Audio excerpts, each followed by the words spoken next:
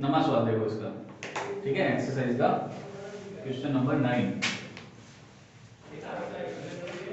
ये कह रहा है कि दो लाइन है, ये लाइन है, लाइन ए मान लो, और ये लाइन बी। तो इसकी इक्वेशन दी गई है,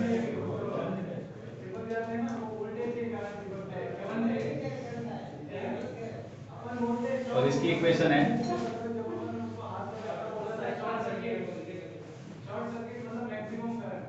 तो ये कह रहा है इन दोनों के बीच में कितना एंगल बन रहा है।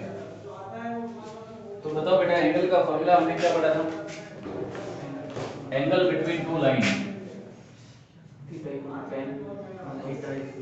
एंगल बिटवीन टू लाइन का फॉर्मूला पढ़ा था, theta is equal to tan inverse m1 minus m2 upon 1 plus m1 m2। और m1 और m2 दोनों लाइन के स्लोप होते थे, तो इस लाइन का स्लोप कैसे निकालेंगे? स्लोप ऑफ लाइन ए कैसे निकालेंगे? कल बताया था, coefficient of x minus coefficient of x upon coefficient of y, तो ये आया -√3। स्लोप ऑफ लाइन b मतलब m2 minus coefficient of x upon coefficient of y, m1 m2 मिल गए, दोनों रखो इधर। ये tan इनवर्स को आप चाहो तो इधर ला सकते हो ऐसे, तो tan theta is equal to क्या हो गया? m1 -√3, m2 -1/√3, 1 प्लस m1 और m2। पहले तो आप मोड हटाओगे, तो मोड हटाओगे तो यहाँ क्या लगोगे? प्लस और माइनस, ये ध्यान रखना। तो tan theta is equal to हो जाएगा plus minus of -√3 minus minus plus का 1/√3, 1 माइनस माइनस प्लस, और √3 से √3 कट गया तो बचा 1। एक बार प्लस लो और एक बार माइनस लो, और बताओ थीटा क्या क्या आ रहा है? दो वैल्यू है कि थीटा की, तो एक ये थीटा होगा तो दूसरा ये वाला हो जाएगा। बात समझ में आ रही है? करो ये टेकिंग पॉजिटिव, तो tan थीटा क्या हुआ? एलसीएम आया ऊपर √3 माइनस √3 into √3 3 माइनस का प्लस 1 अपॉन में 2, तो tan थीटा कितना होगा? -3 प्लस 1 -2 बाई √3 और बाई 2, 2 2 कट गया, तो tan थीटा कितना आया? -1/√3। क्यों? इस 2 के नीचे 1 है, 1 ऊपर जाएगा 2 नीचे रहेगा, 2 से 2 कट गया ना। टेकिंग नेगेटिव, नेगेटिव साइन लो, तो नेगेटिव साइन लोगे तो क्या हो जाएगा? यहाँ पे tan theta is equal to, ये माइनस बाहर ऑलरेडी है ही, और यहाँ पे ये वापस देखो -3 प्लस 1 अपॉन √3 और अपॉन में 2 है, तो इसको तो हमने ऑलरेडी सोल्व कर दिया। ये कितना आया था? माइनस का 1/√3, लेकिन वो माइनस से मल्टीप्लाई हुआ तो +1/√3। अब tan थीटा 1/√3 कब होता है? जब थीटा कितना हो? π/6। तो इसका मतलब यहां से थीटा क्या मिला? π/6। तो tan की वैल्यू π/6 पे 1/√3 है, तो tan की वैल्यू किस पे? -1/√3 होगी। भाई ये थीटा है π/6 मतलब 30 डिग्री, तो ये कितना होगा? 60 डिग्री। बहुत बढ़िया, ये हुआ 150 डिग्री, 150 डिग्री। तो tan 150 निकालोगे ना तो वो कितना आएगा? -1/√3। बात समझ में आ रही है? तो इसका मतलब यहाँ से tan थीटा बराबर, मैं इसको ऐसे लिख सकता हूँ। पहले तो मैंने लिखा, देखो माइनस को मैंने बाहर छोड़ दिया, माइनस को मैंने बाहर रख दिया। 1/√3 tan में कहाँ आता है? π/6 पे आता है, लेकिन tan की वैल्यू नेगेटिव लाने के लिए मेरे को सेकंड क्वाड्रेंट में जाना पड़ेगा, और सेकंड क्वाड्रेंट में लिखने का तरीका क्या है? पाई में से घटाओ। बात समझ में आ रही है? और पाई में से π/6 घटाएंगे तो कितना आएगा? 5π/6। तो दूसरा थीटा क्या मिला? 5 by 6। पहला थीटा क्या मिला 5/6, मतलब एक एंगल 30 डिग्री का है तो दूसरा 150 डिग्री का है। तो लाइन अगर दो लाइनें कहीं ना कहीं आपस में 30 डिग्री का एंगल बना रही है तो एक एंगल और बनेगा, वो क्या होगा ऑटोमेटिक 150 डिग्री। दिख रहा है भाई? क्वेश्चन नंबर 10 देखो भाई, क्या कह रहा है, the line through the point H3 and 4, 1। एक लाइन है जो एक पॉइंट H3 और 4, 1 से पास हो रही है। इंटरसेक्ट द लाइन, एक लाइन दी हुई है 7x 7x - 9y - 19 is equal to 0 at right angle, find the value of x। ये दोनों लाइनें एक दूसरे के राइट एंगल में इंटरसेक्ट कर रही है, मतलब इनके बीच में कितना एंगल है 90 राइट एंगल है। तो बताओ h क्या है, ठीक है h क्या है, तो हमें h की वैल्यू जो है वो फाइंड करनी है। ये मान लो CD। एक बात बताओ, स्लोप ऑफ AB कितना होगा, कोई बता सकता है भाई साहब? स्लोप ऑफ AB मैंने मान लिया m1, क्या होगा अगर AB पे मेरे पास दो पॉइंट है y2 - y1 upon x2 - x1। AB की बात कर रहा हूं मैं, AB की इक्वेशन थोड़ी दी हुई है, दिस इक्वेशन, ठीक है। तो स्लोप ऑफ AB क्या होगा y2 - y1 upon x4 y2 - y1 upon x2 - तो ये कितना होगा 2 अपॉन -2/4 - h या फिर 2/h - 4। माइनस कॉमन ले लिया, कोई दिक्कत? चलो अब बताओ मुझे slope of CD। Slope of CD, CD की इक्वेशन दी हुई है तो minus coefficient of x upon coefficient of y 7/9। और एंगल थीटा कितना 90 डिग्री, एंगल भी दिया हुआ है फॉर्मूला। हाँ, इसका मतलब AB इज परपेंडिकुलर टू CD, और जब दो लाइनें परपेंडिकुलर होती है तो उनके स्लोप का प्रोडक्ट -1। हाँ, तो slope of AB into slope of CD कितना होगा भाई साहब -1। तो स्लोप ऑफ AB कितना 2/h - 4, स्लोप ऑफ CD कितना 7/9 इज इक्वल टू -1। सोल्व करके h नहीं निकाल सकते आप लोग? निकाल सकते हो? निकालो। तो इससे पहले जो सवाल था उसमें h आएगा 22/9। सोल्व कर दो आप लोग। क्वेश्चन नंबर 11,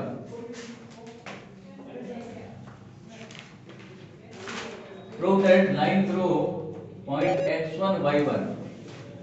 एक लाइन है जो x1 y1 से पास हो रही है एंड पैरेलल है ax + by + c = 0 के। तो इस लाइन की इक्वेशन जो है ये होगी ax - x1 + b y - y1 = 0। ये बेटा आपको प्रूफ करना है, ठीक है। मान लो ये लाइन थी AB और ये लाइन थी CD।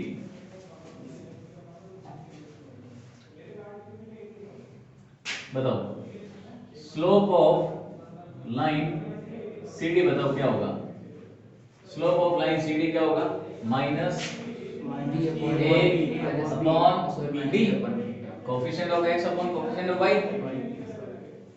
और AB पैरेलल है CD के, जब लाइनें पैरेलल होती है तो स्लोप इक्वल होता है। तो slope of AB will be equal to slope of CD will be equal to -a upon b। इसका भी स्लोप यही होगा। अब AB is passing through point x1 y1। line AB is passing through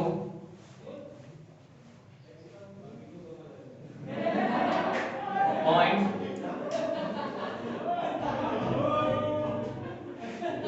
x1 y1, ठीक है। So equation of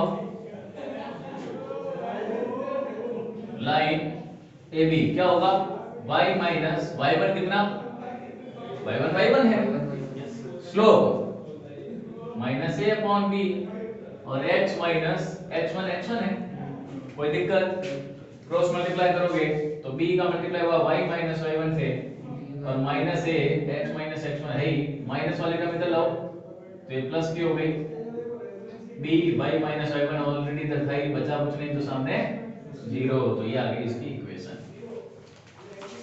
easy, note करो। मतलब आपको बेसिक चीजें जो हमने अभी तक पढ़ी है वो अप्लाई करनी है। क्वेश्चन को समझो, फिगर ड्रॉ करो, जो चीजें आपने पढ़ी वो अप्लाई करते रहो, अपने आप आंसर आएंगे, ठीक है। क्या हो गया भाई,